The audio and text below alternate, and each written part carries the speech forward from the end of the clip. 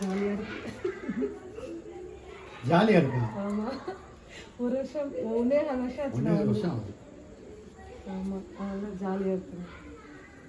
அல்லண்ணா போகலாம். ஏன்னாப்பா எல்லாரும் வெல்கம் பண்ணுங்கப்பா, அமைதியாக நிற்கிறீங்க. இதுவே போடலான்னு தெரியுமா? என்னது முடியலைங்க, கால் வலிக்குது. காலையிலேருந்து ஹாஸ்பிட்டலில் உட்காந்து கால் தொங்க வச்சு வீங்கிருச்சுங்க கால் பயங்கரமா. வேற ஒன்றும் இல்லை. ஓகே, நான் வந்துட்டேன். 5வது மாதமே வரணும்னு நினச்சி இப்போ வந்து பார்த்தீங்கன்னா வந்தாச்சு வீட்டுக்கு.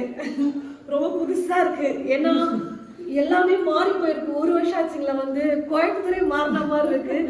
அப்போவே கச்சகச்சான்னு இருந்துச்சு, இப்போ இன்னும் கச்சகச்சான்னு இருக்கு. ஏரியாவே பார்த்தீங்கன்னா எங்கள் அம்மா இருக்கிற ஏரியா கொஞ்சம் ஃப்ரீயாக இருந்த மாதிரி இருந்தது. ஒரே க்ரௌடாக இருக்கிற மாதிரி இருக்கு. நிறைய எல்லா ஃபேமிலியும் விட்டாங்கல்ல, இல்லை நிறைய வீடு ஃபில்லாக இருக்கு, எம்டியாக இருந்துச்சு. ஏதோ பக்கத்துல அங்கெல்லாம் வந்து வீடு இல்லை. நம்ம வீட்டுக்கு கூப்பிட்டு வந்துட்டுங்க. காலையில வந்தாங்க 5 மணிக்கு, 5:30 மணிக்கு எந்திரிச்சது.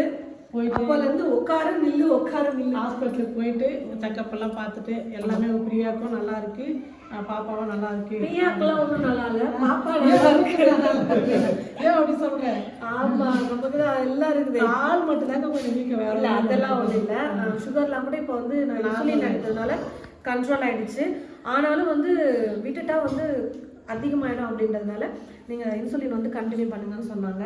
சக்ஸஸ்ஃபுல்லாக 1 மாதம் போட்டேன் இன்சுலினா. இன்னும் 1 மாதம் போட்டால் அதுக்கப்புறம் அவங்க என்ன பார்த்துட்டு சொல்கிறேன்னு இருக்காங்க. மற்றபடி பெருசாக வேறு ஒன்றும் இல்லைங்க, நல்லா தான் இருக்கும். இனிமேல் பிரியா வந்து நம்ம வீட்டில் தான் இருப்பாங்க. நாளையிலேருந்து இன்றைக்கே ஸ்டார்ட் பண்ணிவிடும். பிரியா என்ன வேணும் நைட்டுக்கு? எது வேணாலும் பண்ணுங்க, ஆனால் டிஃபனாக பண்ணுங்க. 7 மணிக்கு சாப்பாடு கொடுங்க அப்படின்னு டாக்டர் சொல்லி அனுப்பியிருக்காங்க. 8:30க்கெல்லாம் சாப்பாடு கொடுக்கக்கூடாது, 7 மணிக்கெல்லாம் ஃப்ரீயாக சாப்பிட்டு முடிக்கணும் அப்படின்னு சொல்லிட்டாங்க. நம்மளாம் போயிட்டு கை கால் மூஞ்சி கழுவிட்டு வா, அதுக்கப்புறம் நம்ம டிஃபன் செய்யலாம். தங்க என்னடா தோசை அப்படி ஊற்றினுக்கிற? தோசை நான் ஊற்ற வைக்கல. அவங்க தங்கச்சி வந்து எனக்கு முட்டை தோசை வேணும், அம்மா வந்து ஒரு மாதிரி முட்டை தோசை வந்து கல் மாதிரி வருதுடா அப்படின்னு சொல்லிட்டு காரில் வரும்போது சொல்லின்னு வந்ததா. நம்ம வீட்டுக்கு கூப்பிட்டு வந்துக்கிறோம்ல பிரியா வாப்பா. சரி பிரியா, நான் இனிமேல் தோசை மட்டும் முட்டை தோசை உனக்கு நான் ஊற்றி தரேன்னு சொல்லிட்டு அவனே ஊற்றினுங்கிறான். தோசை நல்லா தான் வருது, புளிச்சு இருக்கும் மாவு. அதனால அவங்க தங்கச்சிக்கு வந்து முட்டை தோசை நானே ஊற்றி தரேன் பிரியா உனக்கு இனிமேல் அப்படின்னு சொல்லிட்டு. சரி, எனக்கு ஒரு நாள் முதல்வன் மாதிரி ஒரு நாளும் முட்டை ஒரு நாள் பாசங்க இல்லை. தோசை ஊத்துற அப்பெல்லாம் முட்டை தோசை ஒரு தோசை தான் ஊற்ற போறேன், அதை மட்டும் நீ ஊற்றி கொடுத்துரு.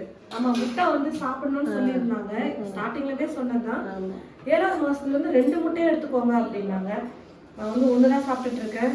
அதனால வேக வச்சது 1 எடுத்துக்கிட்டாலும் இன்னொன்று ஆம்லேட் ஆகும், முட்டை தோசை ஆகும், எப்படியோ ஒன்று சாப்பிட்ருங்க அப்படின்னாங்க.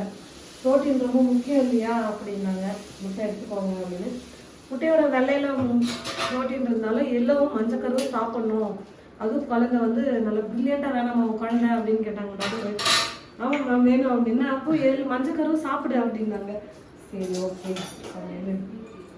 எதுவும் போட போறது இல்ல பிரியா, எதுவும் போடாம சாப்பிடாதே, கொஞ்சம் காரம் கேட்கல. போட்டாலும் நல்லா இருக்கும். சிக்கன் மசாலா வேணாம், சிக்கன் மசாலா இல்ல, வெறும் மிளகாத்தூள் மட்டும் போடுவேன். மிளகாத்தூள் கூட வேணாம், எனக்கு உப்பு மட்டும் போட்டா. நான் வீட்டுக்கு வந்து ரொம்ப நாள் ஆச்சு, எல்லாமே மாறி போச்சு. 1.5 வருஷம் ஆச்சா? என்ன வித்தியாசமா இருக்கு. 1 வருஷம் ஆச்சா? 1.5 வருஷம். தெரியாது, டிவி வாங்கின தெரியாது. நம்ம வீடியோ கால் பண்ணி காமிச்சிருவாங்க, அது வேற. வீடியோ போட்டுக்கலாம், டிவி எல்லாம் போடல. நம்ம ஸ்டவ் வாங்கினது கூட பிரியாக்கு தெரியாது. தெரியாதுல்ல, பார்க்கல. தெரியும்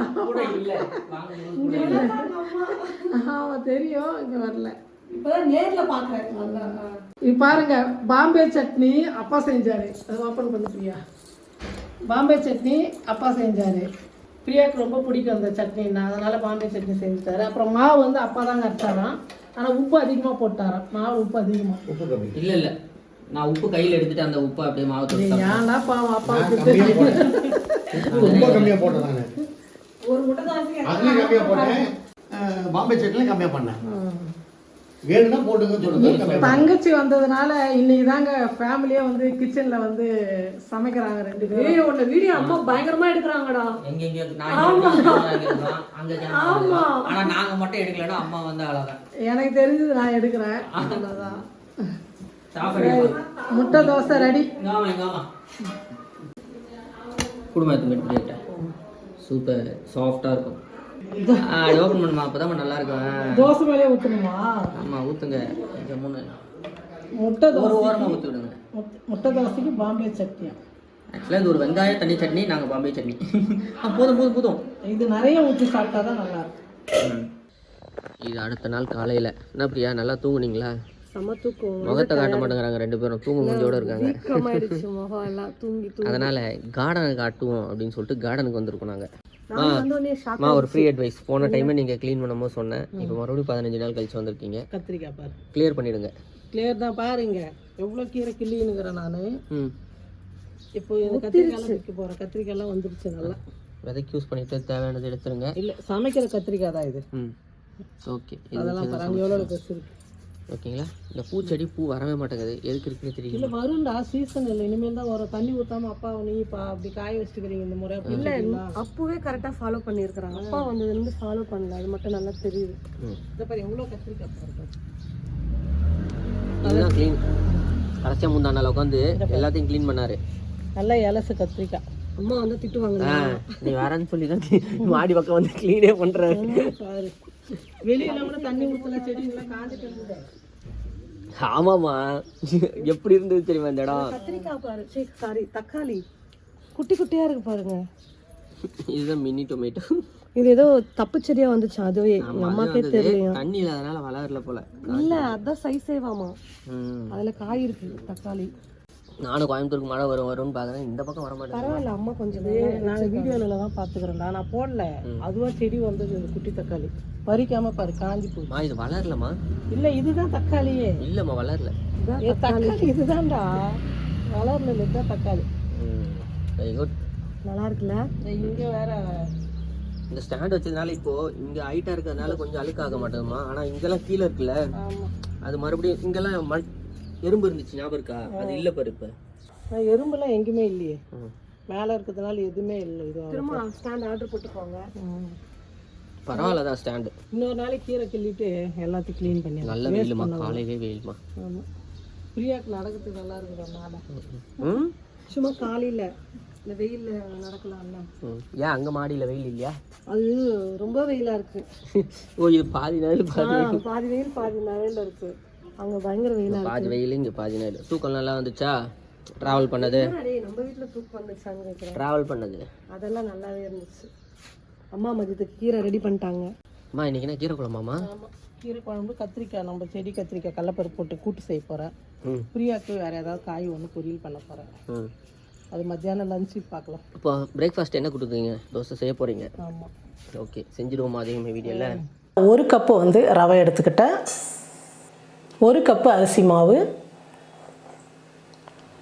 ரவையும் அரிசி எடுத்த அதே கப்பு அளவில் வந்து 1/2 கப்பு வந்து மைதா மாவு. 1 பெரிய வெங்காயம், 1 கேரட்டு, 3 பச்சை மிளகாய் சின்ன சின்னதாக கட் பண்ணிக்கிட்டது, கொஞ்சம் கறிவேப்பிலை, கொத்தமல்லி கொஞ்சம், இஞ்சி வந்து நான் துருவி எடுத்துக்கிட்டேன். 1 ஸ்பூன் வந்து முழு மிளகு சேர்த்துக்கிறேன். 1 ஸ்பூன் வந்து சீரகம். தேவையான அளவுக்கு வந்து உப்பு சேர்த்துக்கலாம். தோசை வந்து நல்லா கலராக ஒரு டேஸ்ட்டாக வரணுன்னா 1 டீஸ்பூன் வந்து சர்க்கரை சேர்த்துக்கலாம். ரொம்ப சூப்பராக அருமையாக இருக்கும். இதெல்லாம் இது எல்லாம் வந்து நல்லா கலந்து விட்டுடலாம். ஃபஸ்ட்டு வந்து ஒரு 1/2 லிட்டர் தண்ணி சேர்த்துக்கிறேன். தண்ணி சேர்த்து கட்டி இல்லாமல் கலந்து விட்டுடலாம். நல்லா கட்டி இல்லாமல் கலந்து விட்டுட்டேன். இன்னும் ஒரு 1/2 லிட்டர் தண்ணி சேர்த்துக்கிறேன். ரவா தோசைக்கெல்லாம் வந்து ரொம்ப தண்ணியாக இருக்கணும் மாவு, அப்போ தான் தோசை வந்து நல்லா வரும். பாருங்கள் இந்த அளவுக்கு இருக்கணும். கலந்து விட்டுட்டு ஒரு தட்டு போட்டு மூடிடலாம். சட்னி ரெடி பண்ணுறதுக்குள்ள ஒரு 10 நிமிஷம் வந்து ரவை நல்லா ஊறணும். ரவை ஊறிச்சுன்னா கெட்டி ஆகிடும். அதுக்கப்புறம் நம்ம தண்ணி வேணும்னா சேர்த்துக்கலாம், இல்லை அளவு கரெக்டாக இருந்தால் நம்ம விட்டுடலாம். ஒரு 10 நிமிஷம் வந்து நல்லா ஊறட்டும். ரவை தோசைக்கு ஒரு அருமையான தேங்காய் சட்னி தான் செய்ய போகிறோம். நான் அதுக்கு ஒரு 1/4 முடி தேங்காய் எடுத்து சின்ன சின்ன பீஸாக கட் பண்ணிக்கிட்டேன். அது மிக்ஸி கப்பில் சேர்த்துக்கிறேன். ஒரு கைப்பிடி அளவு வந்து பொட்டுக்கடலை சேர்த்துக்கிறேன். ஒரு 4 பச்சை மிளகாய், சின்னதாக ஒரு துண்டு இஞ்சி, தேவையான அளவுக்கு உப்பு சேர்த்துக்கலாம். இப்போ தண்ணி சேர்த்து நைஸாக அரைச்சி எடுத்துக்கலாம். நல்லா நைஸாக சட்னி வந்து அரைச்சி எடுத்துக்கிட்டேன். இப்போ ஒரு தாளிப்பு போட்டுக்கலாம். சட்னி வந்து நான் தாளிச்சிக்கிட்டேன். கொஞ்சம் எண்ணெய், கடுகு, சீரகம், உளுத்தம்பருப்பு சேர்த்து சட்னி வந்து தாளித்து எடுத்துக்கிட்டேன். இப்போ நம்ம வந்து ரவா தோசை ஊற்றிக்கலாம். ரவா தோசைக்கு தோசை கல் வந்து வச்சுட்டு கல்லும் நல்லா சூடேறிடுச்சு. பாருங்கள், 10 நிமிஷத்துக்கு வந்து ரவை வந்து நல்லா ஊறி கரெக்டாக வந்துடுச்சு. நான் சேர்த்துக்கிட்ட தண்ணி வந்து கரெக்டாக இருக்குது. இதுக்கு மேலே இன்னும் தண்ணி சேர்க்க வேணாம். ஊற்றும் போது இந்த அளவுக்கு தண்ணியாக இருக்கணும். இப்போ கல்லும் நல்லா காஞ்சிடுச்சு. தோசை ஊற்றுறதுக்கு முன்னாடி கொஞ்சம் தண்ணி தெளிச்சுட்டு தோசை கல் தொடச்சிட்டு ஊற்றினா தோசை வந்து ரொம்ப நல்லா வரும். ஒரு துணியோ இந்த மாதிரி ஒரு டிஷ்யூ பேப்பரோ போட்டு நல்லா தொடச்சிடுங்க. மாவு ஒரு முறை ஊற்றும் போது ஒவ்வொரு முறை ஊற்றும் போது இப்படி கலந்து கொடுத்துட்டு ஊற்றணும். இல்லைனா ரவை வந்து அடியில் நின்றுடும், தண்ணி மட்டும் தான் மேலே இருக்கும். ரவை தோசை வந்து மாவு வந்து ரொம்ப தண்ணியாக இருக்கணும்.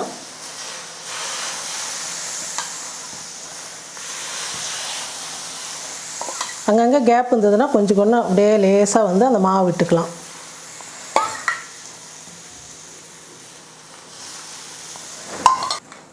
கொஞ்சம் இந்த அளவுக்கு மேல் மாவு வெந்த உடனே நம்ம வந்து எண்ணெய் சேர்த்துக்கலாம். சைட்லலாம் எண்ணெய் விட்டிங்கன்னா நல்லா மொறு நல்லா வரும். சூப்பராக ரவை தோசை பாருங்கள், நல்லா இந்த மாதிரி ஓல்ஸோட நல்லா கலரோட மொறு நல்லா சூப்பராக வந்திருக்கு. 2 பக்கமும் வெந்துடுச்சு. இப்போ நம்ம வந்து தோசை எடுத்துக்கலாம். ஒரு அருமையான ரவை தோசை வந்து சூப்பராக ரெடி ஆகிடுச்சு. இதே மாதிரி எல்லா மாவும் வந்து நம்ம தோசை சுட்டு எடுத்துக்கலாம். ஒரு அருமையான ஹோட்டல் ஸ்டைலில் சூப்பராக ரவை தோசையும் தேங்காய் சட்னியும் ரெடி பண்ணிட்டோம். நீங்களும் இதே மாதிரி வந்து நான் சொன்ன அளவு வச்சு சூப்பராக ஒரு ரவை தோசை செஞ்சு பாருங்கள். எல்லாருக்குமே ரொம்ப பிடிக்கும். செஞ்சு பார்த்துட்டு எப்படி இருக்குன்னு சொல்லிட்டு சொல்லுங்கள்.